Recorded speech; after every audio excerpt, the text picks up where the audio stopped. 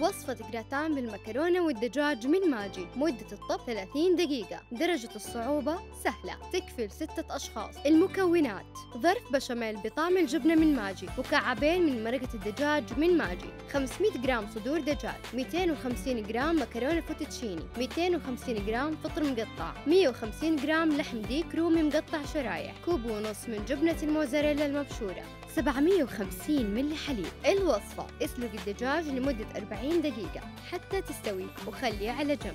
ضيفي الحليب وخلطة البشاميل بطعم الجبنة من ماجي في قدر كبير وقلب الخليط حتى يغلي، وحطي عليه مكعبين من مرقة الدجاج من ماجي واتركيه على نار هادية لمدة 2 ل3 دقائق إلين ما يثقل الخليط. في قدر كبير حط الدجاج المسلوق المقطع مع الفوتوتشيني والفطر ولحم الديك الرومي وصلصة البشاميل